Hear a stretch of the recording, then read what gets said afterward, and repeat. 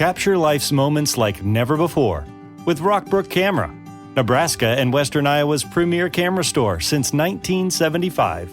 Rockbrook Camera is not just about selling you a camera. It's about helping you become a real photographer, recording your life and sharing it with others. Today's cameras are faster, easier to use, capable of shooting stunning video, and with film photography making a comeback, there's never been a better time to dive into the world of photography. Rockbrook Camera goes as fast or as slow as you want to go. You can try before you buy with camera rentals, or give that older generation camera in the used department a whole new journey. Find Rockbrook Camera, 1 block south of 168th and West Center in Omaha, 70th and Pioneers in Lincoln, and at rockbrookcamera.com. That's rockbrookcamera.com. Discover or rediscover your love of photography today at Rockbrook Camera. Great photography begins here.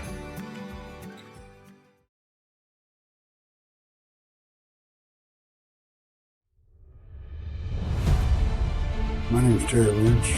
I'm with Oregon Ufology.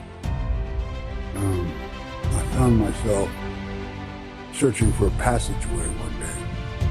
And that passageway leads right across the complete section of the Cascades, which I'm sitting in front of at the moment. On top of Black Peak. I want to make sure that everybody sees the type of things that we find in the process of research for ufology. I have located a couple that's sitting here on the top of Bliner Peak. She's facing south. He's facing north. The Middle, Cascadia Guides, alleged production, in conjunction with Alien Strand Films.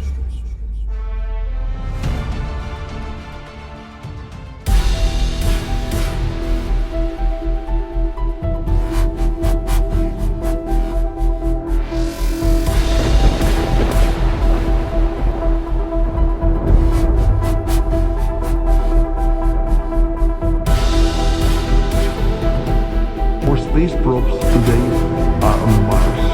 They surround Mars. A small robot with the name of Curiosity is rolling over Mars. And again, we receive pictures on the surface of the Mars. And some of these pictures clearly show structures which are not normal.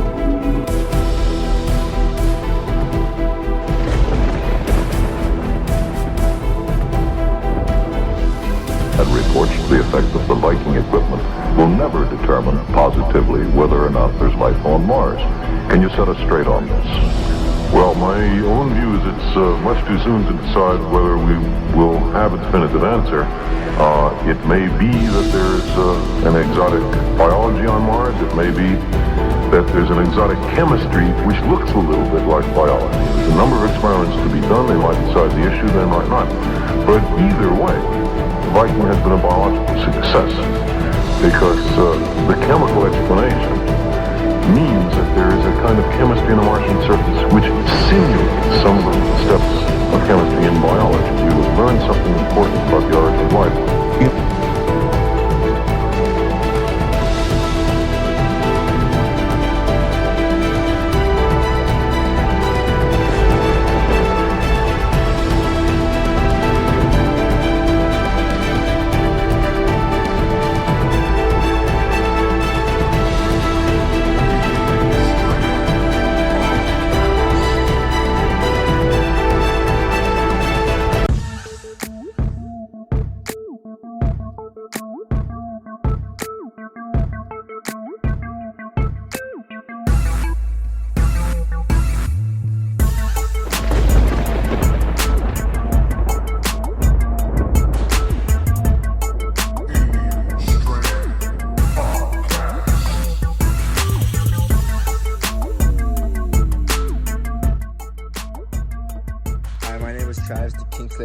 With the Elite Boxing Club from Corpus Christi, Texas, and you're listening to the Alien Strand broadcast with Donald Ledesma, the best alien podcast out there on this side of the Milky Way.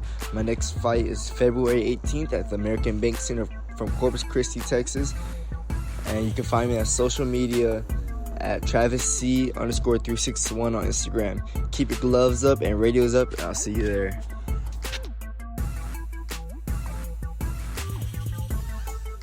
Hi, everybody, and welcome to another episode of Alien Strand Podcast. I'm your host, Donald Ledesma. Welcome to today's show. It's going to be a pretty good one today, as always, as they always are, right? So I hope you guys can, has been following a lot of our podcasts. You know, lately we've been doing a lot of YouTube video podcasts. We're trying to get that channel up and going, so that way you guys can catch The Middle on there. You know, we have our documentary, The Middle, that we've already put out on Amazon Prime.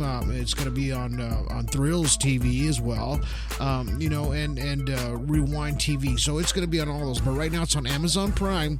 It's only $2.99, man. Go check it out. And it's called The Middle. It's a great story about Mr. Terry Lynch. You guys have heard him on the podcast.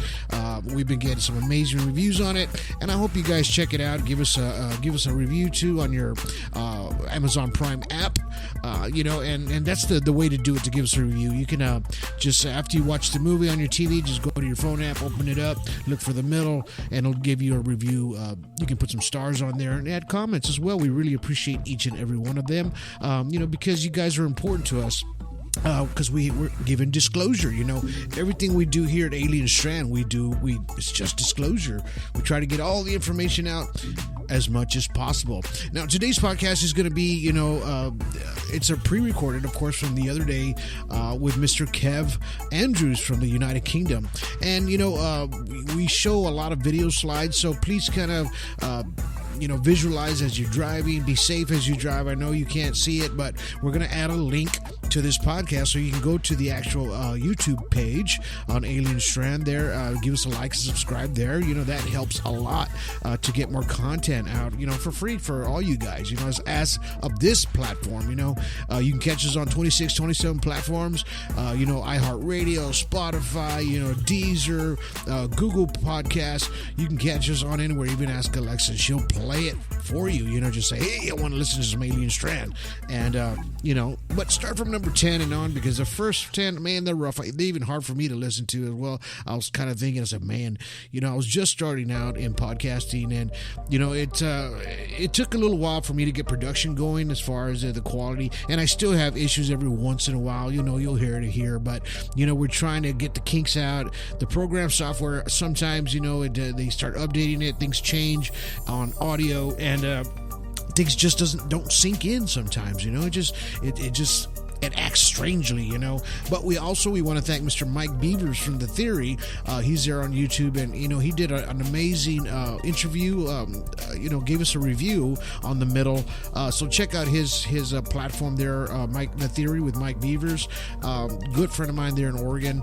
And, he does an amazing job on his podcast as well. So, we're going to have some new guests coming up. I talked to a few people today. We have the second movie ready to rock and roll.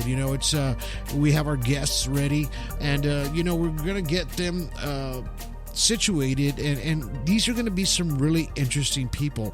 To see this second documentary come out, we haven't filmed it yet, but we're getting everything ready. It's scripted, it's ready to go, and we've already got all of our people that we're going to interview, and these people have been through a lot of things that have to do with CE3, alien contact, extraterrestrial contact, crafts that are over their homes, some with kind of military backgrounds, that they just can't understand why or what's going on, after they see these things, and that's why this second movie is going to be important, because it comes together with the first one. So please watch The Middle there on Amazon Prime, and it'll give you a lot of insight, and it teaches you a lot when you're just starting to ufology. And if you're new to ufology, well, welcome.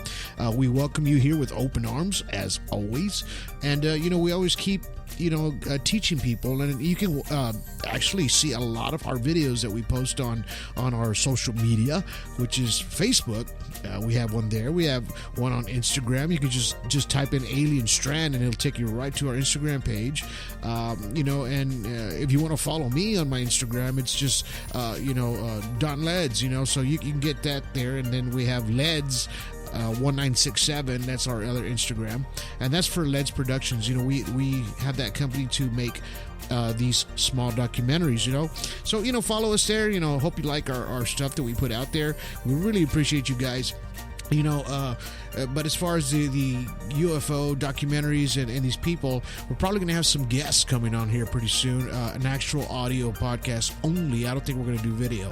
So that would be great to get them on the show, and we'll, you know, chit chat. It's going to be with two people, and these people are closely connected, but they lived very far away from each other, right? So I just talked to them today. Hopefully I can get them going on the show, and it has a lot to do with you know, viewing, you know, that just kind of seeing things in a different perspective, in a different dimension, you know, astro viewing, I guess. But they connect, you know, everything kind of connects together. So they're be a great guest to have on the show, and hopefully we get them on here next week. But let's go ahead and get this show going. I hope you really enjoy it. It's with like I said, Mr. Kev Andrews. He gives us a lot of insights on Mars and a lot of things that are happening there. But before we go, I just want to give you all some news. So on December 22nd of 2022, they actually got some snow there on Mars. Can you believe it? You know, and it happened on just on the polar caps there. Really, the temperatures there can reach down to about 190 degrees, minus 190 degrees Fahrenheit there, and it's actually 123 degrees Celsius. So if you, whichever format you like to look, I mean, that is pretty darn cold. I don't think anybody can survive anything like that, you know. And there, the winters there on Mars, it's for every 2 Earth years that spins that go through, Mars gets their first winter. So the actual snow doesn't have a chance really to get on the ground because it kind of because the temperatures are so cold, the water, snow, you know, it becomes a gas, right, even before it touches the ground. So it's like a dry ice actually that forms around everything, and you know, it's pretty thick. So you can, if anybody was to ever survive out there, or you know, when they get out there, of course, it's going to be a non-return trip, whoever goes out there. But hey, if it's during winter, I don't think they're going to be able to survive those temperatures, you know, especially in a suit. I don't know about that, but maybe. Hey, maybe.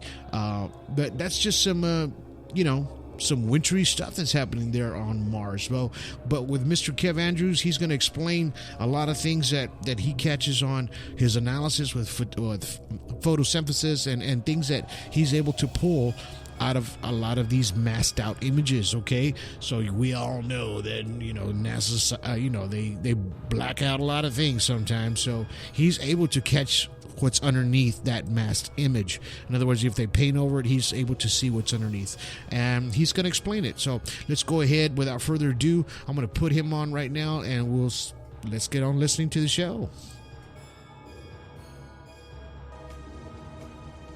Hey Kev, how you doing? Hi, Donald. How are you?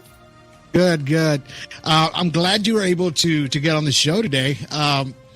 You know, a lot of people are interested in the things that are happening around the world and with ufology, of course. And I know that you like to break a lot of things down and just to show your work out there. And you do amazing work. I've been following you since y'all were posting stuff with Alex Smith.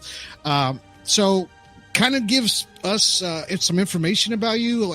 How did this begin for you, and how did this start for you? I've always had an interest in ufology, especially when I was younger. You know, I mean, well, sci-fi generally, but I think I went to see Close Encounters 16 times at the cinema. Nice. Every Saturday morning. I think when was that? 1970. Well, 70s. It was 70s, wasn't it? Yeah, I think it was. I don't know. I have to go back and check on that. Anyway, so yeah, that was. I was in awe at that film, you know, and musically as well, you know. Well, I think you play the guitar, don't you? I do. Yes, I do. Yeah. So maybe there's something with the creative personality that like gravitates towards the subject. Maybe. But anyway, so, I had a really long break from that, really, after that. And it kind of ties in with the background. I mean, I went in the army at 16. Wow. Which, that was very useful in many ways because one of the things that complements the research now is observation. And in army training, observation is, prevalent. It's right at the fore. I mean, spotting Russian aircraft, and we're talking in the Cold War now, right? 1980 kind of area. Stationed in Germany, and so part of the training was spotting Russian aircraft at whatever 30,000 feet. So we were trained in silhouette aircraft training and everything else that goes with like the field craft. I think that really does complement and enhance field work in ufology, and also forensic stuff, which is more now. Right. But essentially, I'd say that my interest was re-energized, and it was just as we went into the lockdown period. Before that, there was nothing. It was all music, and that's and creativity and art and music. Then I was watching SpaceX, right? And I think it was one of the first launches of the Falcon descent as well, and the landing on the pad. And I was watching that, and then I saw something through the clouds, breaking the clouds, going through the clouds. So obviously, it wasn't any,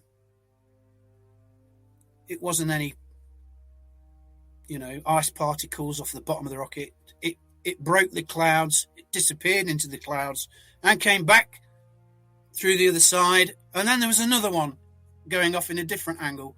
And really, they were moving. Well, I know how fast the space station moves. It moves at 17,500 miles. Right. Per hour, I think. Is that right? I think so. Yeah, that's per hour. Per hour. So, and that it got my heart racing. I thought, hey, I've just seen, and it was alive. They're all live, aren't they? So yeah. So that moment, let's say, was it 3 years ago now? I think it was 2020. So that, from that moment, something happened in here, right? And it really was, you know what I wanted to do. I wanted to find out absolutely everything I could. I wanted to know what they were. I wanted to know everything about them. So that was the point of the resurgence of interest for me. But, I mean, before that, I was studying a lot of science, doing lots of research as well. And that's how that started. And so along the way, I'd go on the Facebook groups, and I mean, you know how many there are. I mean, must be there's hundreds of them. How many are there? I don't know, but there's a bunch now. There are good ones, Yeah, they're really good ones. I pull the bits off that I think are relevant. Yeah, there's a few of them out there that just throw nothing but CGI on there, and a lot of times, you know, on their little clips that they put, they'll even write this is CG, but it's in small letters, you can't see it, and people are just sharing it. They think this thing's real, you know. And I always see like these crafts that they put out in CG, you know, they're so elaborate looking and, you know, beautiful looking and stuff, but in reality, we're just seeing like a speck kind of go by. You know what I mean? That's basically what we're seeing, unless they land, you know, and then you can get a better picture of it. But yeah, go ahead. So, I mean, sky sightings. I was collecting historic cases, but it was all image based because I've been doing digital imaging for years, right? You know, and part of that was photo restoration. That was taking black and white photographs from, and this isn't UAPs or UFOs. Right. This is portraits of your family and etc. And whatever they were, and restoring them. You know, taking all the flecks out. Right. Within that, I'd learned how to get rid of fog and mist and things like this without degrading the picture. So I learnt the techniques there. And, nice. You know, I wanted to study UAPs closer, very closer than I'd noticed people weren't doing that. The government weren't looking closer. Right. Maybe they are, and they're not putting the information out publicly. But, well, right. I mean, I'm just thinking of the surveillance equipment they've got. And etc. Right. Anyway, so you know that is the general direction of where I was going. It was looking absolutely as close as possible, using as many imaging techniques as possible. And you know what? I discovered that, and this is the favorite one for skeptics, was the fact that why are UFO pictures so blurry? And you know what? It's because they are blurry. Yeah. Yeah. And I discovered that. So I don't know whether you've got a picture of the imaging techniques we use, which is it was a landscape picture, a foggy landscape picture, and it was trees with fog. So I applied the imaging technique, which is basically decontrasting whilst keeping values intact. So it's not just a decontraster. So anybody with a Photoshop or image app, you get a UFO photo and you take the contrast down to see if you can see it any better. Everyone does that. You need to, right? Generally, don't you? Yes, you can do that with your phone. With your phone, basically, I know with just a regular phone app where you adjust your colors and contrast and all that, you can pretty much do that with your phone without an app. Of course, the apps do help a lot, to get that done. Yeah. Well, go ahead. Well, for a long time, I was using standard things to get behind cloudy UFO images or blurry or whatever, right. I was using, RGB curves and contrasts, and I was not using the technique that I discovered recently in the last 6 months to analyze even further, which was really a big step. And it made me think, well, you know what, we need a dedicated app here. I mean, it's a bit specialized, which it is. Right. you probably wouldn't need this to do anything else with. It's so specialized, it wouldn't appeal to a market like Photoshop would. It's got so much, there are very, very few things you actually need to look at UAPs, but you do, obviously you need the first port of call is your observation skills, so all of that accumulated knowledge is really where I came to use it in this study. So, and then, how did you get into like looking at Mars in a sense too? Is that where you kind of started and kind of breaking down images a little bit better? Capture life's moments like never before with Rockbrook Camera, Nebraska and Western Iowa's premier camera store since 1975. Rockbrook Camera is not just about selling you a camera. It's about helping you become a real photographer, recording your life and sharing it with others. Today's cameras are faster, easier to use, capable of shooting stunning video, and with film photography making a comeback, there's never been a better time to dive into the world of photography. Rockbrook Camera goes as fast or as slow as you want to go. You can try before you buy with camera rentals, or give that older generation camera in the used department a whole new journey. Find Rockbrook Camera, 1 block south of 168th and West Center in Omaha, 70th and Pioneers in Lincoln, and at rockbrookcamera.com. That's rockbrookcamera.com.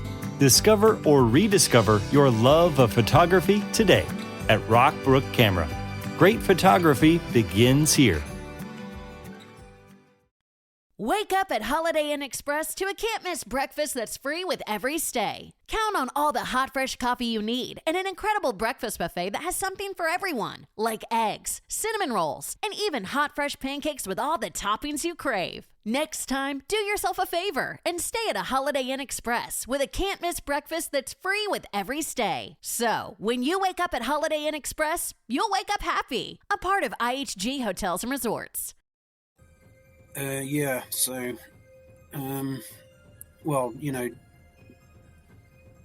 UAPs and then being interested in astrophysics and, that general subject. In fact, at one point, a guy that works for NASA, a professor that works for NASA, he had relief maps of extrasolar planets, and he wanted them visualizing as real planets. So me being kind of creative in that way, I really enjoyed that. It wasn't an official NASA project, but it was just for him for a few pics. So I'd go on the gigapans, the Mars panoramas, and study those, And again, the amount of groups there are for Mars is, there's loads of them. Yeah, those two. Yeah, so there was gigapan after gigapan. I'd be looking at those, studying those. A year ago, I didn't have a technique to reveal what I can now.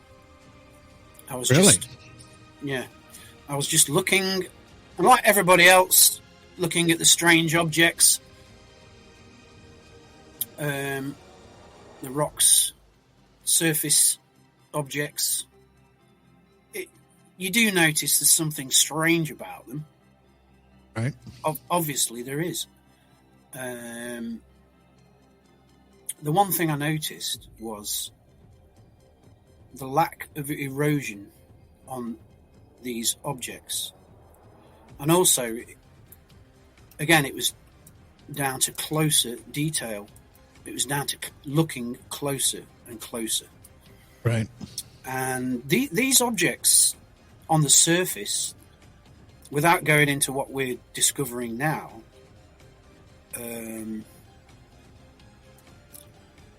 had reinforced edges.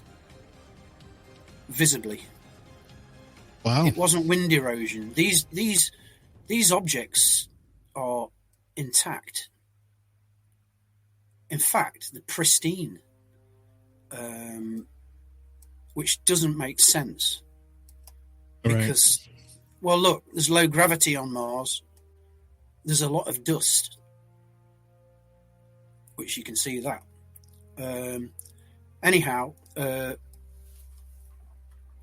so, you know, surface objects appeared to have structures on them. And, you know, we noticed that what the main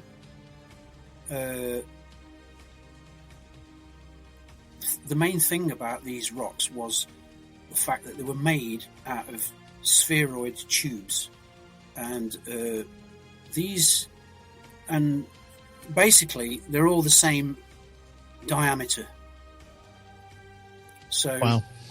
And that's how they were made, and the edges were reinforced with extra tubes. And you know, you can see that if you pick any object on Mars, you look at the edge, it's not eroded, it's intact. Right. So that, you know, these are all the interesting things about Mars. And I think for the most part, most people look at the surface objects and they look for Earth-like things, which there are, right? Like similar things to Earth. There's a lot of face. You know, people look for faces all the time. I mean, I don't do that because, you know, because there are round things everywhere. You know, you can make a couple of eyes easily out of a lot of things. In fact, some of these things, there are eyes all over it. You know, you can go on forever. But I mean, this is the thing about waveform structures. Is, you know, that's what eyes look like. You know, it's so basically you're looking figure for of 8 makes a pair of eyes. Right. So, you know what? Most of these things on Mars that people are looking and posting with faces, there's never a perfect face. It's always some kind of gargoyle that's got a half face, and, you know, distorted image. Yeah. So for me, that's not where my research is centered. So. So let's talk about a couple of things that you posted, and we can kind of go over them a little bit, and let's see what. So I saw this on your site, and noticed that you were talking about this life on Mars. So what is it that we're, you know, for people that don't know what they're looking at here? Let's just say a fresh set of eyes here. What are we looking at here? Well, the top image is the original. Okay. It's just sky. There's nothing there. Well, there's nothing there until you start scanning it with this app. Right. Now, if you look at the second image, it's not too clear, you know, but there's something there. Right. The technique behind this is, and here you can see the vertical scans, which, you know, there's a lot of vertical lines on it. That's where the brush marks have been and gone all the way along. And what's happened is it's picked up something in the pixel record. Okay, so I mean, to cut a long story short, if you look at the bottom image, there appears to be structures, yeah. You can make that out in that bottom one. If you really kind of look at it in the more the contrasty kind of look, it looks like some sort of mountain, but it's got a different shape to it. Like there's a lot of hole structures. Well, you can see the waveform patterns for a start. Right. That is you might see something similar on the surface, right, in a smaller way or a larger way in the distance. There's a lot of dust and atmospherics. Right. A lot of the distance terrain is masked from dust, so people are looking at close to medium range objects, right? And some of them are showing this kind of waveform patterning again. Look, the bottom ones, obviously, we've stopped at that. Now, I could have carried on and tried to extract more detail. On the right. It actually covers the whole thing. So if you scan with vertical strokes, right, you should just get vertical lines all the way through you shouldn't be picking anything up in the sky. Right. It should be a smooth sky. So what people are seeing is on the top image, it's a brushed out image. In other words, it's manipulated in a sense. And then what your app is picking up, your app is actually on the second photo. You start picking up the anomaly that's in the background. And then on the third photo, you break it down in a different kind of contrast to where you can actually see like there's a structure behind that brush out. In other words, the brush out didn't take out everything. You're able to pick that up. It almost looks like on the very right side of that bottom photo, it almost looks like you're seeing some sort of a building of some sort with two windows. That's what I'm seeing with my eyes here, but it almost looks like a structured building on the right side. I don't know if that's what you're seeing, but that's what it sure looks like to me. I've got used to the fact that what I'm looking at I'm not expecting to see right-angled buildings with chimneys and right. I'm not expecting to see that. I mean, there are some right-angled structurings within these structures, but essentially it's more spherical, it's more organic, it's more waveform. Right. Okay. I mean, look, the middle one. And what happens with this technique, if you use it on a colored image, because you're dropping the contrast in the very, very low ranges of the pixel, and keeping the higher ones, the highest level of pixel stays the same, and the lowest falls back into dark, into a negative value.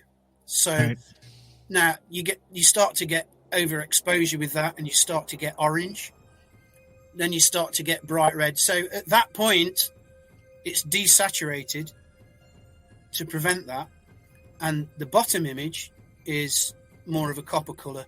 That's because it's been desaturated. Otherwise it would just be overexposed and red. So that's really why that color changes there. But there's finite settings to be able to push back what essentially is mist or fog, if you like. I mean, all atmospheres have fog and mist. This is how this app works. It works on those kind of environments. So, for instance, if I put a tree in some fog a certain distance away, I can barely see the tree. However, if I use this app, the app will reveal the tree. It will push back the value of the fog. Well, that's a great tool. I mean, just like if you would see let's say a lot of people are seeing these motherships or huge looking ship craft behind clouds and stuff like that. So this would probably work great behind clouds, where you can make out that there is something behind there. Because I know that some people use it in the saturated form, where you could see it and it kind of brings, but the pixelation on most of our cameras are really rough because of this. The photos on Mars, the pixels are so high, you know, and they use thousands of photos to make this one picture. And they put it together because the pixelation is in the millions, I believe. So the minute details will come out better on Mars, I believe, than it probably would on your cell phone, unless you had like a really good photo or high pixel camera that would actually grab something back there. I mean, the good thing about rover cameras is they are absolutely amazing. Yes, they are. I think they can resolve a fly at the end of a football pitch kind of thing. I mean, even so, you're only going to get so much detail, but because in the closer situations and scenes where you haven't got a sky, you've got a transparency that looks like sand. Right. I mean, look, I can show you gigapan after gigapan after gigapan and just point out to you, take a look at that sandbank. It looks transparent. Yeah. Look, the structures are disappearing below it and you can still see them. Now, particulate sand matter is not transparent. And you know what? It almost looks masked out. When you look at the top image, it almost looks like something's like the sky is masked. Well, you know, the question is, the main question is here, and it's an important one. If the sky was masked out by NASA, they didn't do a very good job. Right. Because it's retrievable. Right. Now, or I don't believe that. I believe they didn't even see it because it reacts in a way. It reacts like a fog. It's not like someone's paint bucketed or photoshopped another piece on top. Right. Where you just, if I rubbed away at a white background, I wouldn't get anything. Right. But because it's got what we call subscattered depth and pixel, it's retained its pixel values as a fog environment, which means I can go in and manipulate that. Well, I'm not manipulating it. I'm just, well, you can see from that. Basically, it's up and down strokes. Anything picked up on the horizontal, there's no manipulation there because it's just crossed a pixel value. Capture life's moments like never before with Rockbrook Camera, Nebraska and Western Iowa's premier camera store since 1975. Rockbrook Camera is not just about selling you a camera. It's about helping you become a real photographer, recording your life and sharing it with others. Today's cameras are faster, easier to use, capable of shooting stunning video, and with film photography making a comeback, there's never been a better time to dive into the world of photography. Rockbrook Camera goes as fast or as slow as you want to go. You can try before you buy with camera rentals, or give that older generation camera in the used department a whole new journey. Find Rockbrook Camera, 1 block south of 168th and West Center in Omaha, 70th and Pioneers in Lincoln, and at rockbrookcamera.com. That's rockbrookcamera.com. Discover or rediscover your love of photography today at Rockbrook Camera. Great photography begins here. All aboard for your chance to win $1,000 every week until December 28th. That's right, $1,000 cash just in time for the holidays. To hop on board, just head to churchillmortgage.com and punch your ticket to the Churchill Express giveaway. Visit churchillmortgage.com for your chance to win big. This is a paid advertisement. NMLS ID 1591. NMLSConsumerAccess.org. Equal housing lender. 1749 Mallory Lane, Suite 100, Brentwood, Tennessee 37027. And it's created a relief from you know that. You know what it kind of reminds me of, because you're talking about the strokes there. It kind of reminds me of, when you get like a chalk pencil and you kind of put something underneath a piece of paper and you're going up and down with the chalk pencil and you can almost see an image, from whatever's underneath. That is exactly right. So if you've got a texture, or if you put a piece of paper on some sandpaper and then rub a chalk over it, you're going to get the imprint. Well, in a photonic sense, fog traps a texture, if you like, underneath. So, and you can see it working when you're doing it.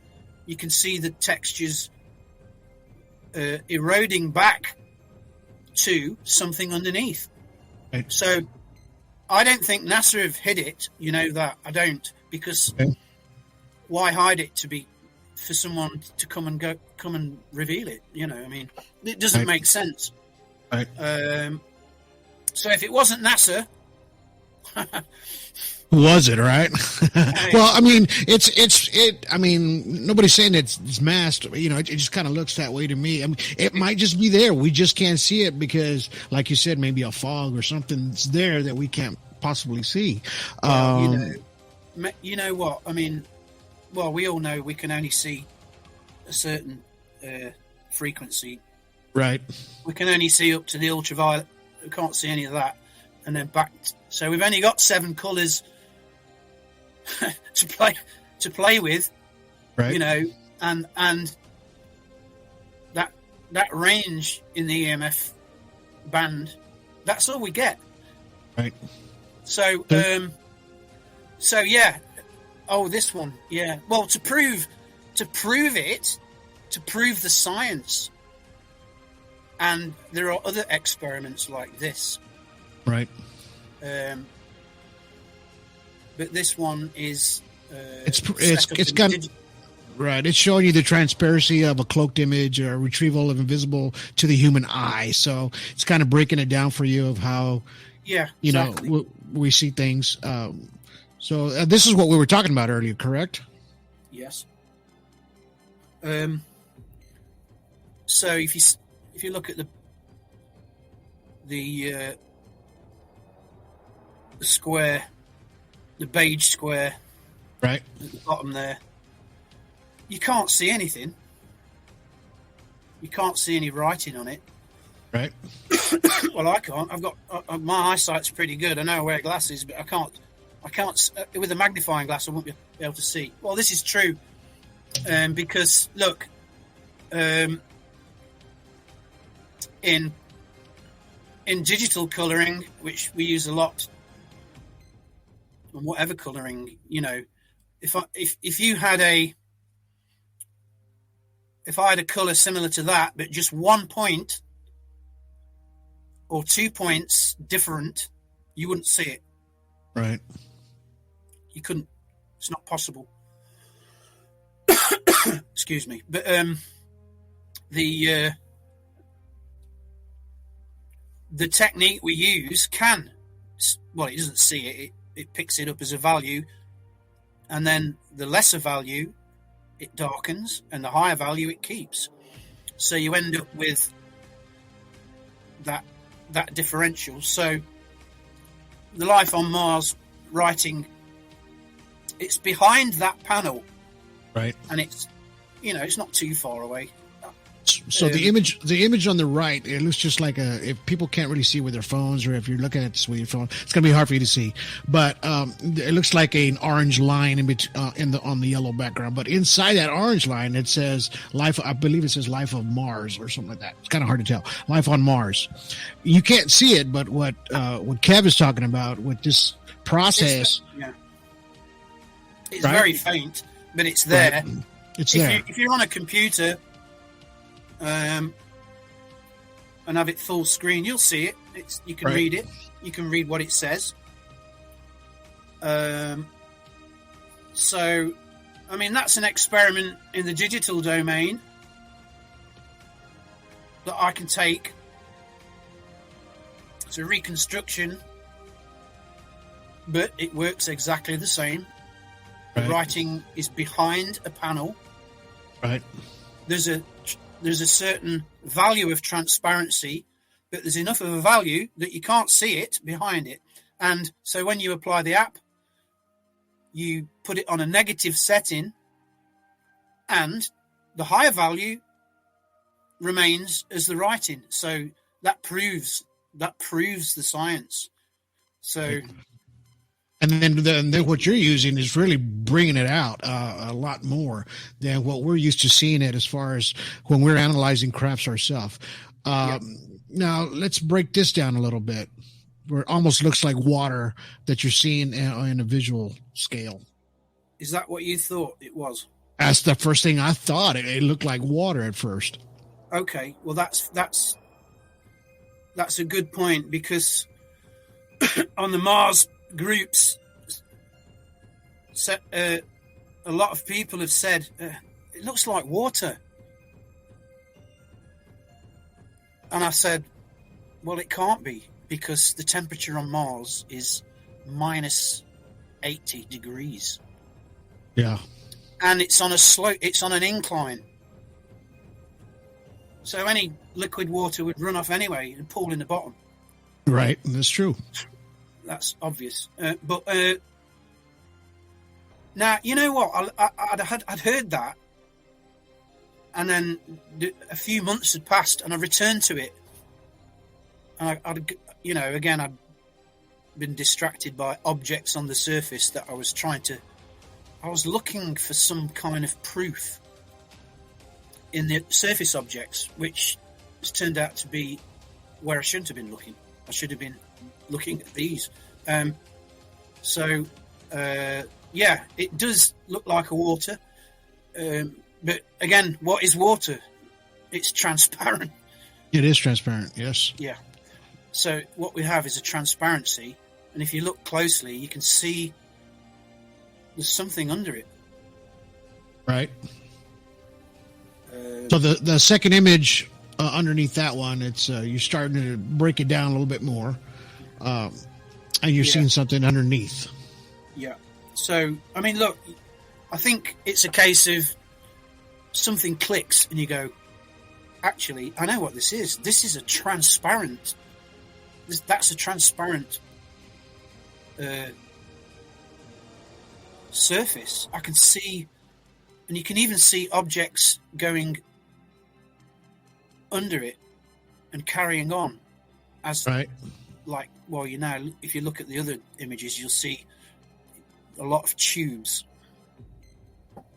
So, and that is really what is the scale that we're looking at here, Kev?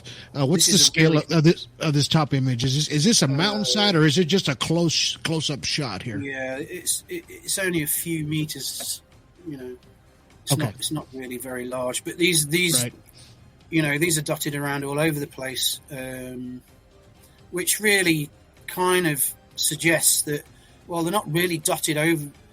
They're not really dotted about. They're probably underneath the whole lot. And basically, these transparent areas are just, well, I don't know. I mean, if we're talking alien life, for instance, then they are camouflaging these areas because, well, is it an environmental cover for them, or is it a camouflage cover to prevent us from noticing them or seeing them? Well, to be fair, I mean, not a lot of people have noticed that it's transparent, really, and there are things under it. But that's the question about alien life, isn't it? Right, exactly. I mean, because it looks like it looks odd to me when I look at the top picture. It's because you're seeing three different colors in a sense. It goes from a brown to a dark shadow, and then you're seeing like a grayish color that almost looks like water, and then it kind of goes into a different color. It's like something's cloaked, right, in a sense underneath, or I don't know. It just kind of looks odd to me. Just the photo itself, as far as the original photo. Yeah, well, and there then- are some geometrics. Right. There are some definite geometrical occurrences in that structure. Right. And the tubules are, a lot of them are the same diameter. Right. And it is like pipe work where you have a pipe and one of those. You'll have a collar, which to me doesn't really spell geology to me. And there are fittings and there are symmetries along those pipes. Right. And there are spherical features. And there are some right-angled structurings. Yeah, you can see that in this image here. So we're looking at a new image here from Mars Perseverance. Yeah. And it just, the top left image kind of looks that kind of tampered with, or just kind of, that's just the way it is. It doesn't look natural, does it? No, it doesn't. Well, look, if you go to the Sahara Desert, you probably go, well, that looks just the same as the Sahara Desert. Yeah. Well, yeah, okay. Anyway, it was anomalous enough for me to want to tackle it with the app, and I did. I could be there for a year. There's that many sites to. I need to train people to do it, really, and then they can. That'll be. We probably won't see so many faces. Then we'll just be seeing. Our med says he goes. Thanks for letting me watch. I just joined the conversation. Pretty sure the government and NASA will hide what they need. And they're trying to keep us in the. You know what? If I was NASA and I wanted to hide that because it was visible to the rover, right? Then I'd mask it with something that couldn't be removed. Yeah, true that. That's the point. The anomalous nature of the covering when you're operating the app in the negative values and positive values, to get to that stage, there's a process. And like the experiment with the life on Mars behind the sheet there, it's there's a finite setting. You don't eat too much, it'll go overexposed. Too little, However, you've got something to work on, because you can, if you look very, very closely, you can see the structures already there. Yeah. So that, to me, spells, well, NASA need to employ me. Well, and usually on Mars, when they put these photos together, right? They're grabbing 1,000 photos and they're kind of just matching them all up. Sometimes you'll get at the very corner, the bottom left, you'll get some missing information. Corner on the right, a little bit of missing information, or maybe on top sometimes.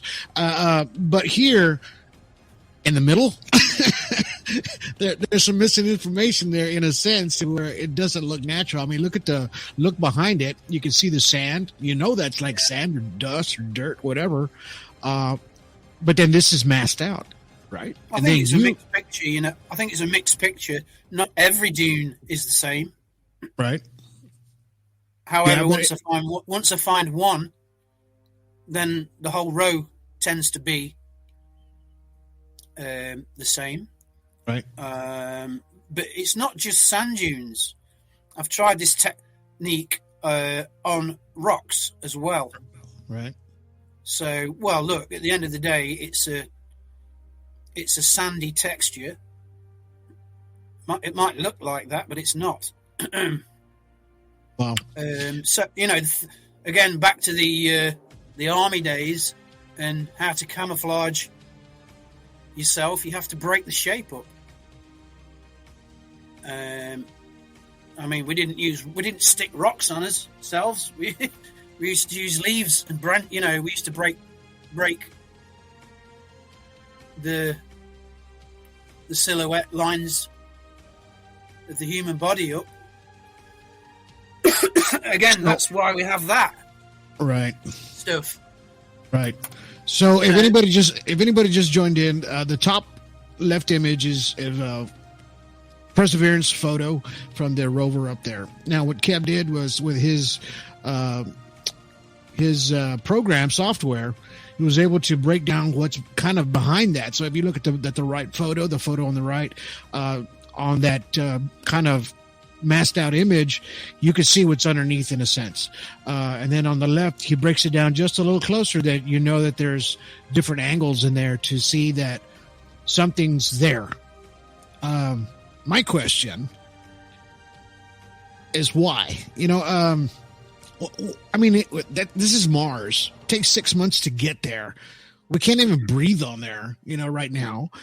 Even if we were to go there, its survival rate is very low right now. And I know Elon wants to get up there and he wants to be the first person to get people up there, but there's not going to be no return trip as far as coming back. So whoever's going to go up there, it's just going to be a one-way thing.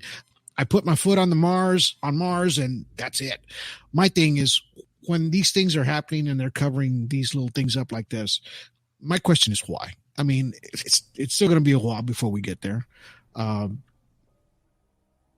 Was there life on Mars? I believe there is. I believe there was. Is it still happening? Hey, possibly. What do you think, Kev? The thing is, if these things are ancient relics, the camouflage system is active. That's the point. Right. The structures look pristine. They don't look eroded. Like the surface objects don't look eroded. To me, they look manufactured. And again, it's back down to this stuff, how you break it up and right. How you break stuff up with camouflage. Well, yeah, sure, you can just, if you're a subterranean civilization. Regina, she asks, she goes, do you guys follow Bruce Sees All? He's got these telescopes on Mars, and he's seen some phenomenal experience, and he has it on video. I believe I've seen his YouTube channel there. I've seen a couple of things he's done. It's pretty good. It's pretty good when he's catching. So let's go to this next image here of an object here. Oh, yeah. Again, it's a similar scenario. It's just a smaller area. Okay. On a hill. Okay. But you can see there's a crease going down the center of that particular patch. Right. You can kind of make out some of the structures that look slightly transparent. You can see like this. If that's sand, you shouldn't be able to see stuff underneath it. It should just be sand. Right. Okay, look, some experiments need to be done with different grades of dust just in case. But essentially, so let me ask you a question. Now, the image that's on top is just a plain surface of Mars, kind of going uphill, I believe, a little bit. It just looks like a surface there. And then when you put your software on it, start breaking it down. Now, when it breaks it down, this is my question: are you seeing this kind of blob effect right off the bat when you start breaking it down, or does it kind of go larger, pixelated, and you kind of have to bring it in a little? There's two ways of doing it. If you go in with the negative values, if you want to decrease the lightness of that surface, then you use the negative value, and it will keep any lighter value it finds intact. Right. So you end up with you will end up with a ghost image of what is coming through, what is the final product. Nice. I tend to go in on the negative value and push it back as far as I can, then desaturate it, and then you can highlight the final result, which is basically that you can do too much and it'll go overexposed. So really, there's a limit. But this one was particularly interesting. Well, it had a dome structure at the top, and again tubules and fittings, which you can see fittings where one tubule goes into one of a slightly larger diameter, or there is a radial pattern or a radial system of channels. That is quite common. Right. So when you zoomed in, there are straight runs. Right. And you zoomed in on the image on the right, it starts looking like some kind of spherical image. And then once you zoom in a little bit more, it looks more spherical. So what do you think we're looking at here on that sphere? How's your money feeling? It's about to feel happier with a certificate from Happy Money's partner, Michigan State University Federal Credit Union. Elevate and increase your savings with 18-month terms and only a $500 minimum. And the happiest part? MSU FCU certificates yield 4.5% APY annual percentage yield. Now that's a happier side of money. Elevate your savings. Go to happymoney.com/MSUFCU. That's MSUFCU. Funds insured up to $250,000 by NCUA. The APY is accurate as of the 12/1/2023 dividend declaration date. Early withdrawal penalties do apply. Fees may reduce earnings on the account. Any monthly withdrawals or transfers reduce earnings. Hi, Barbie. Hi, Barbie. Hi, Barbie. I'm Margot Robbie, and I play Barbie. And I'm Ryan Gosling, and I play Ken. Max is now the exclusive streaming home of Barbie. So cool. And the Max with Ads plan is included with your Cricket $60 unlimited plan at no additional cost. Log in with your Cricket username and password to experience Max on all your favorite devices. This is the best day ever. It is the best day ever. Don't miss Barbie, now streaming on Max. Phone plan streams in standard definition. Programming subject to change. Fees, terms, and restrictions apply. See cricketwireless.com for details. On that particular sphere at the top there. Right. I mean, if it's a complex of some kind, I wouldn't like to comment on the usage of each element of that. I mean, all we're doing is uncovering complexes, small or large. This one's, it's quite, maybe 10 meters, maybe. I'll have to check that with the gigapan on this particular one, but it wasn't very big. Right. But the size of the channels, if it ended up being a complex where something was moving about inside those channels, then you're looking at really, really small entities. Right. So, do you think that maybe this is like a craft on the ground? That it could be. I mean, look, this kind of connects to what we're doing here, right? And what UAP evidence we've got turns out to be of a similar structure to what we're looking at here, right? Which is. Again, that's away from the stereotypical saucer, a stair, and something walking. No, I don't. We don't see that at all. We see a complicated. Well, Paul Welborn from your part of the world there in the UK, he says the sphere could be some type of storage or pressure vessel. What do you think? I don't know. I mean, look, there are spheres all over these things. And you know what? Because they can hide bits and just show you a sphere, 9 times out of 10, if I put this app on a sphere, there's stuff just like what we're looking at here all around it. And at the end of the day, sky technically is a mist because it's an atmosphere. Right. We can use the app in the same way. Like, okay, look, we haven't got any indication of anything, we're just going in cold to see if we can see anything. 9 times out of 10, the stuff you see is surrounded by larger structures. So, right. And you know what? Spheres and orbs are, to me, just part of something larger. You know, maybe there are standalone craft that go here and there. Yeah, and usually when I first started ufology a few years ago, and Jody started, showing me old photos of vintage photos of craft that they caught in of course on Earth, and on just a couple of photos, and a lot of times these craft had a small orb next to it.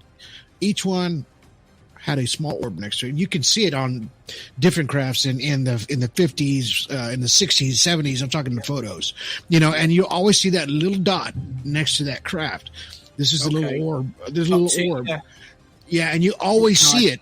Yeah, or two of them. Yeah, you always see them together. Yeah. And she says, this is how you know that this is a real UFO craft or UAP, because it's always going to have that little small craft next to it, orb, or, maybe what we call drones, kind of scanning the area for it. This is what I'm thinking. Now let's go ahead and go to this last photo here. Oh yeah. So do we think that this is kind of like a colonized civilization, possibly, that could be or could have been on these photos that we're looking here? Because we're seeing another masked out image, of course, on the left, and then on the right you see your breakdown of it, of what you caught. This is from the orbiter. There aren't many of these, but again, it's the same technique. There wasn't any apparent features, right, that could be seen through a transparency. But if you look at the patch of sand on the left at the bottom there, it's kind of like maybe like one of those transparent areas we saw. So it was just a case of trying the app out on that,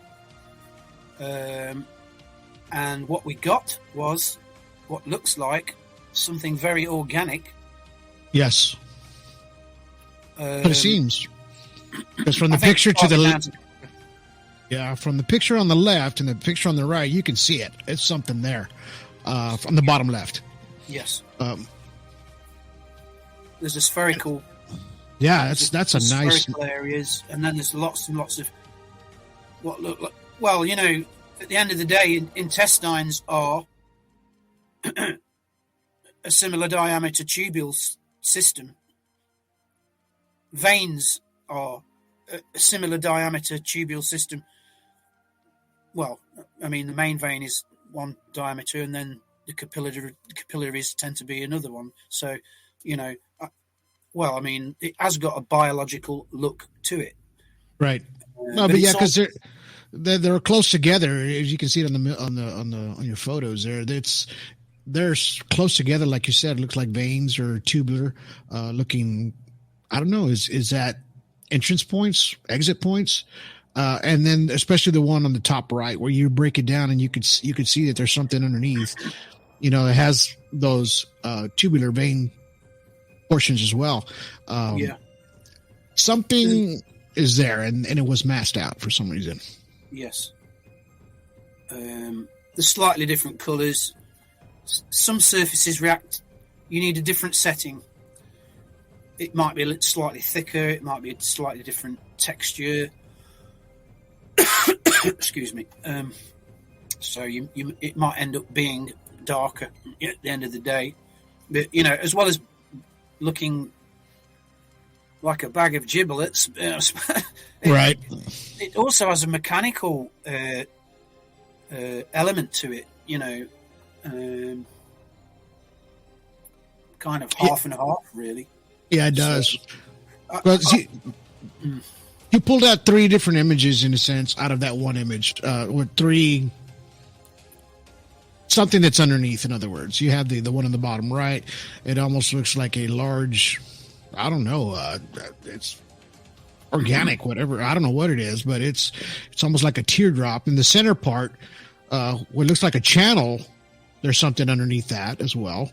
Yes. Especially on the flat surface on top of that mountain, or I know this is a mountain because it's a zoomed out image, because there's a crater right by it. And then there's something that looks like maybe where water used to stand in a long, long time ago, like a lake, Maybe. kind of below that part that was masked out.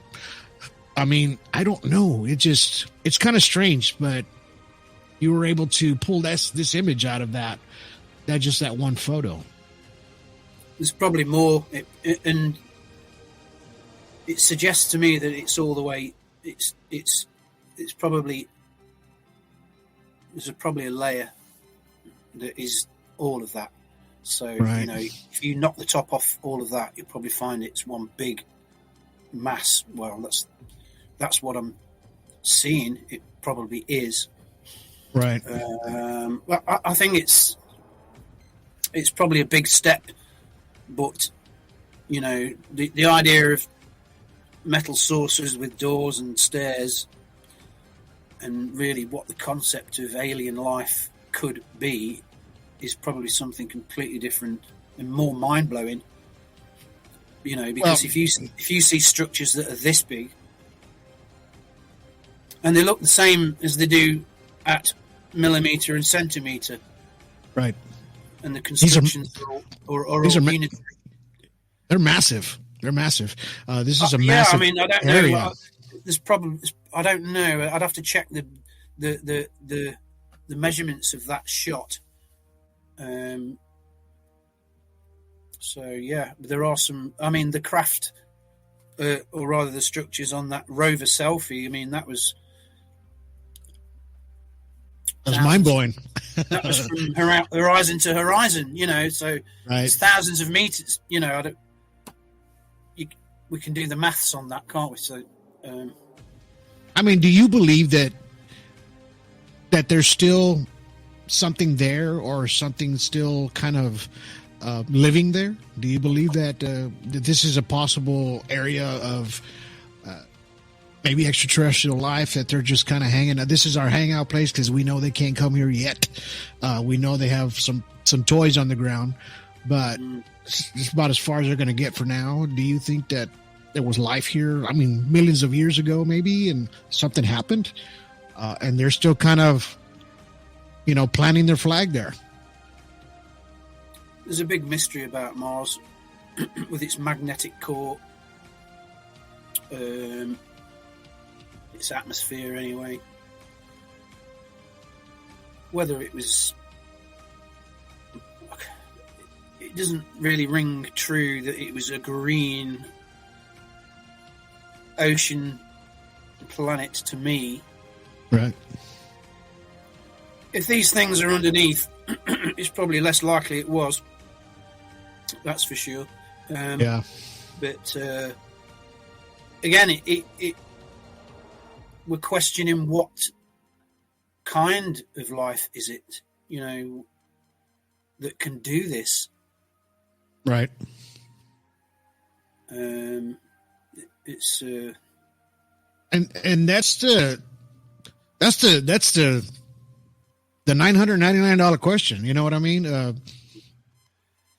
What's out there? What is it? We don't know. We still haven't seen it yet. And of course, you're breaking it down on these with your software. This is excellent software that you're using, or app. I mean, it's just it's amazing. I use DaVinci Resolve for my editing on my movies and stuff like that. DaVinci Resolve does give me a lot more flavors, you know what I mean, of ice cream, that I can, move things around, contrast a little bit better, different colors. I can actually move a whole image a little bit better. Yes. Do I use it for ufology? I have not used it for ufology yet, as far as like seeing what's underneath and things like that. Okay. I might. I'm thinking about it just to see how far I can push colors, contrast, anything like that. Because with these larger software apps, you're able to do these things. And I'm glad you were able to show us your images and what you've been studying. Now, what else have you been studying so far? As far as that. mainly the science behind imaging, related sciences, photonics, physics. Nice. I follow professors who are,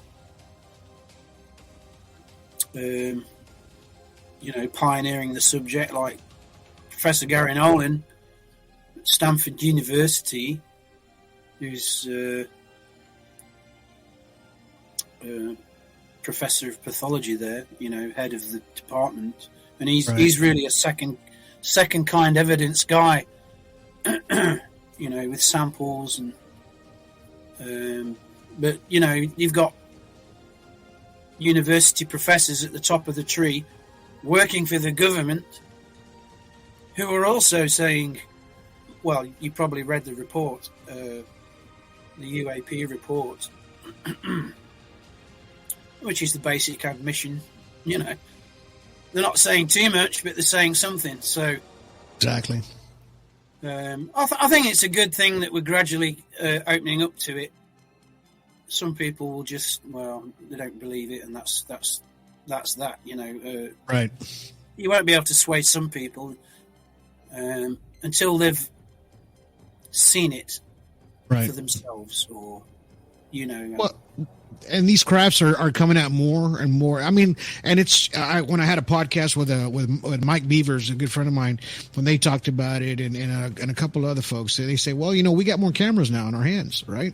We got our cell phones, we're constantly just shooting video, and now our cameras are getting better and better and better, larger megapixels now. So now we're starting to see more video, and then it kind of weirds people out in a sense, because they start saying, well, they're coming, there's more of them coming, and some of them get real scared or freaked out about it, right? But what if these things have just been doing the same thing over and over since the beginning of time, or whatever, since they've been just coming here to visit just to see what's going on here. But we never caught it because everybody didn't have a camera in their hands, until now, recently, and so we're starting to see these craft more and more. Maybe you're right, but I'd have to check the MUFON stats, right, to see if there's been an upsurge. Regardless of mobile phone use, right. You're going to get more captured sky. You're going to get more sightings. Yeah, you're right there. Does it mean that there's an upsurge? Well, I don't know. I really don't know that one. I think it would require some kind of global survey. But I don't know how global MUFON are. We're going on what we're seeing on groups, on social media. I think that's a good one to check. And then out of all these people that get these videos and close-ups of UFOs or UAPs, they just take the video and post it on social media. They don't go report it. And then when you report it right off the bat, you just send it into these platforms, UFO, MUFON. You can send it anywhere. They will record it, and recording is where we get our data. And I'm very adamant about it. Just kind of people doing this because you have to. Because then when we start looking at statistics, right, like you just talked about, we have to see what the statistics are, right, and that's what we start knowing if it's grown, or it's how much have actually visually seen or got it on their phone, or actually been abducted in a sense. But I'm glad that we talked about today about your work, Kevin. You're doing a excellent job. Where can people find you and look for you if they want to ask you any questions or anything like that? Well, we've got a couple of private social media groups. Anyone can contact me, or there's also a Mars public group, which is USIC Imaging. That's Mars Uncovered. That's on Facebook. where we're putting out these findings to the public. Right. And there's more to tell. There's more to tell from here at home, and there's more discoveries coming.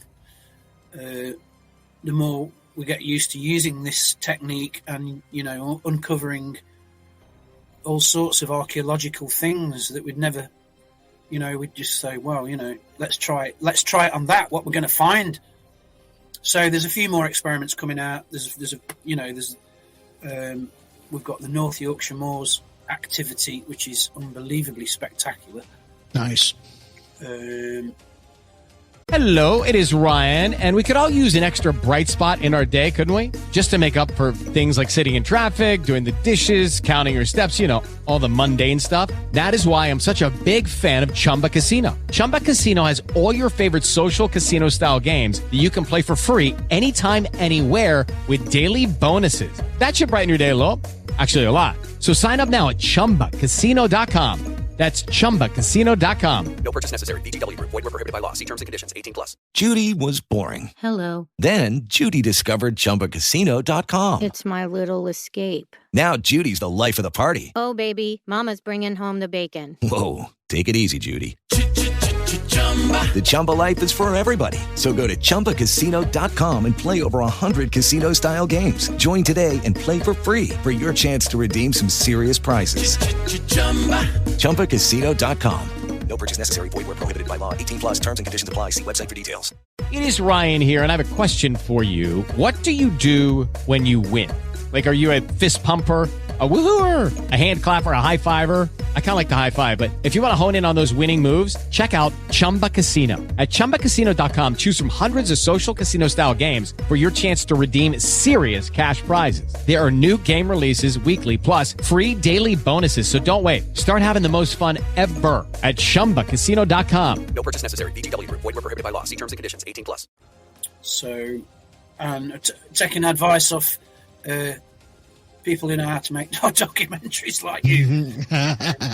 Well, I was glad to get that documentary. And that's pretty much, I think I met you a little bit before that, but, and I'm glad you were able to see it. And this is how we're getting the information out to folks too, even the work that you're doing is excellent. I give you 100% on what you're doing, and I'm glad that you're doing it, and just putting it out there and it's not portray for everybody to see, but on that one group that you just talked about, you could see it there. I believe I'm part of that group, and I saw that, and that's where I started seeing a lot of your work. And I just want to thank you today for coming on the show, and you're a big part of the ufology community to help, kind of break a lot of these images down. Like you said, you talked about, at the very beginning, looking at rockets and how you were able to, you saw something in the sky that really kind of got your interest in it, and it kind of, you kind of think, okay, where do these come from? Or how does it work? Or can I see it better? And that's basically what you did. And what you did with Mars is excellent. Now, like I said, if you have any other things that come forward from this, please give me a call and we'll bring you back on, man. I would love to have you on again. This was a very excellent show.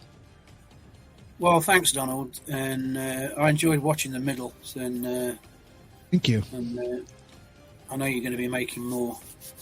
Oh yes, sir. Definitely. So we're going to be onwards, headlong into masses of research. So you'll get to see it. So wonderful. Heck yeah. Throw it at me. I want to see it.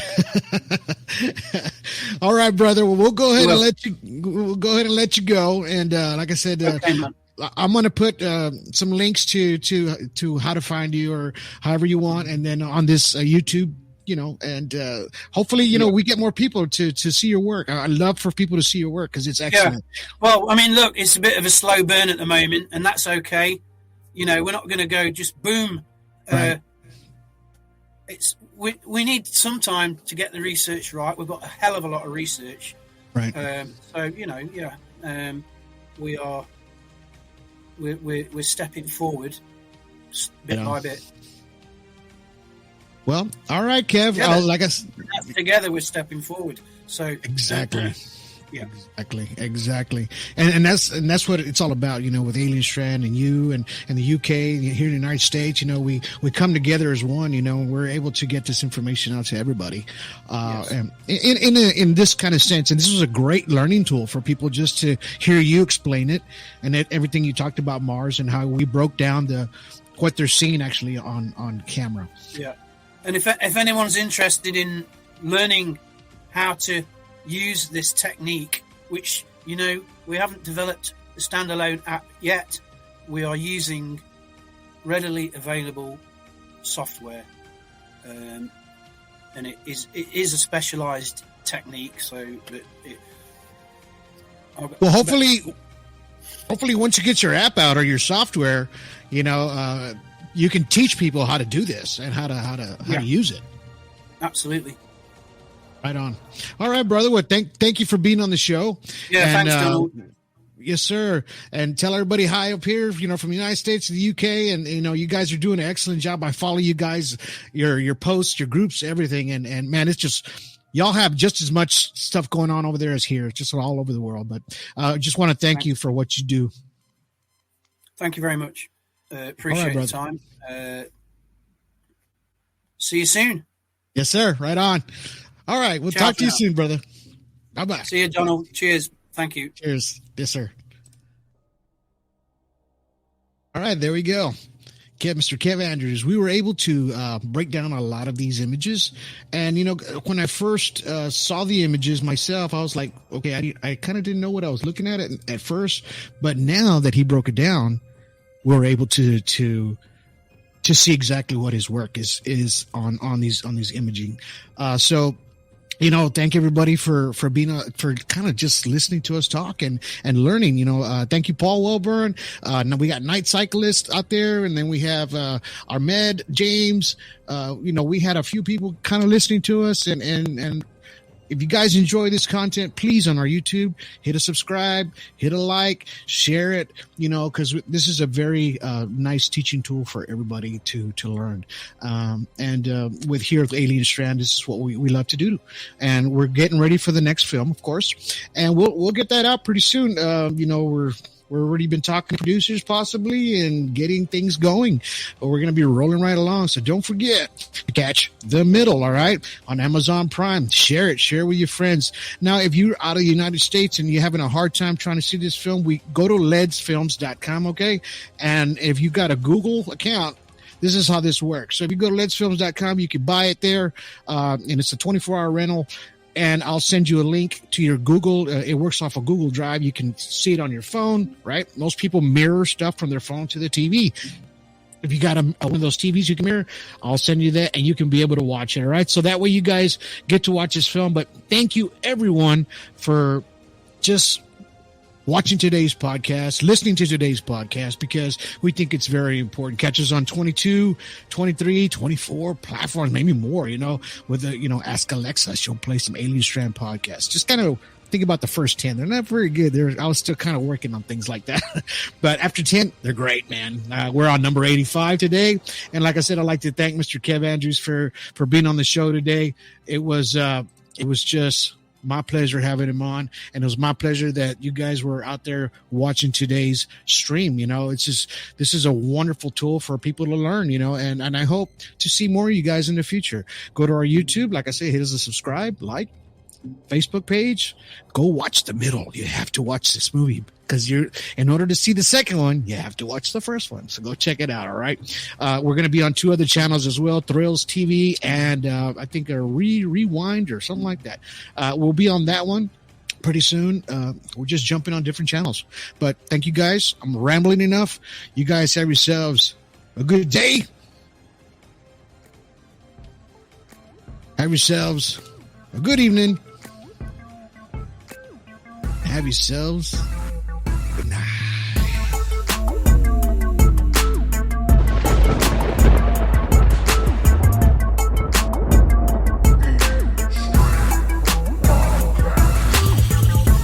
Our space probes today are on Mars.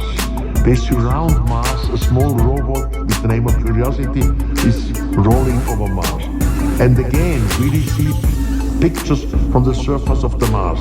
And some of these pictures clearly show structures which are not normal.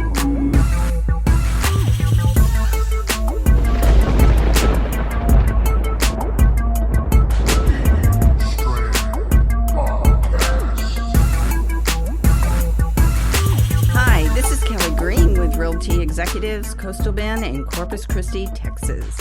And you're listening to the Alien Strand podcast with Donald Ledesma. Buying or selling, visit me at kellygreenrealtor.com or visit me on my Facebook page, Kelly Green Realtor. See you there.